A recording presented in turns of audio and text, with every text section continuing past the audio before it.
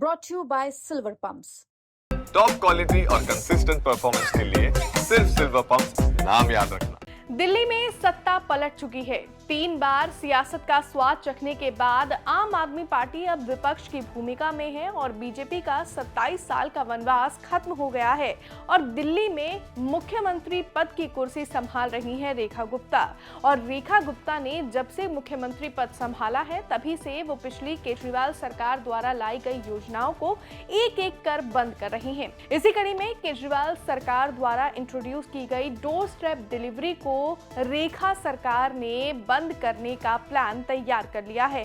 क्या है ये पूरा मामला, बताएंगे आपको इस वीडियो में। नमस्कार, दिल्ली तक देख रहे हैं आप, मैं हूं आपके साथ वैशाली महेश्वरी। दिल्ली में आम आदमी पार्टी सरकार की एक बड़ी फ्लैगशिप योजना डोर स्टेप डिलीवरी अब इतिहास बन सकती है और उसकी जगह लेने आ रही है CSC यानी कॉमन सर्विस सेंटर योजना। दिल्ली की सड़कों से अब सेवाएं आपके घर तक नहीं आएंगी बल्कि सेवाएं मोहल्ले में एक सेंटर तक सीमित कर दी जाएंगी। आपको बता दें कि साल 2018 में आम आदमी पार्टी ने दिल्ली में डोर स्टेप डिलीवरी योजना शुरू की थी, जिसमें सिर्फ एक फोन कॉल और मेट्रो मैन की तरह एक सर्विसमैन आपके घर पहुंचता था, आपका फॉर्म भरवाने, दस्तावेज जमा करने और सरकारी सेवा दिलवाने के लिए। इस योजना के जरिए जन्म प्रमाण पत्र से लेकर ड्राइविंग लाइसेंस तक 100 से ज्यादा सेवाएं घर बैठे मिलने लगी थी। साल 2023 में सिर्फ एक साल में 1.4 लाख से ज्यादा कॉल्स इस सेवा पर दर्ज की गई।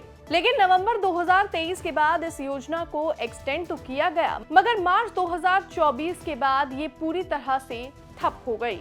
इसके पीछे 2 बड़ी वजह बताई जा रही हैं। एक, तकनीकी दिक्कतें और दूसरी, मुख्यमंत्री केजरीवाल की गिरफ्तारी के बाद सरकार का फोकस हट जाना। अब दिल्ली की नई बीजेपी सरकार ने कॉमन सर्विस सेंटर लाने की तैयारी कर रही है, जो पहले से यूपी और MP जैसे राज्यों में लागू है। दिल्ली सरकार के सूत्रों के अनुसार दिल्ली में नई बीजेपी सरकार अब डोर स्टेप डिलीवरी योजना के बजाय मोहल्लों में जन सेवा केंद्र CSC खोलने पर विचार कर रही है। इस प्रस्ताव को कैबिनेट बैठक में रखने की तैयारी चल रही है और इसका पूरा प्लान तैयार हो चुका है।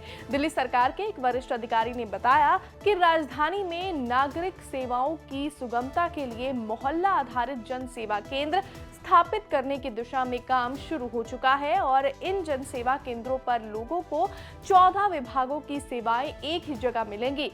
इनमें ट्रांसपोर्ट, रेवेन्यू, MCD, खाद्य एवं आपूर्ति, श्रम, सामाजिक कल्याण आदि विभाग शामिल हैं।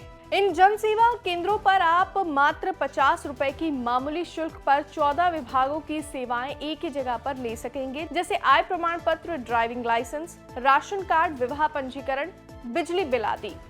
दिल्ली सरकार के मुताबिक ये सेंटर हर मोहल्ले में खोले जाएंगे और कोई भी व्यक्ति किसी भी सेंटर से सेवा ले सकेगा, चाहे वो किसी भी इलाके का रहने वाला हो। वहीं इसके साथ ही सरकार ये भी दावा कर रही है कि इससे न सिर्फ ऑनलाइन मदद मिलेगी बल्कि डिजिटल सेवाओं का विकल्प भी बना रहेगा।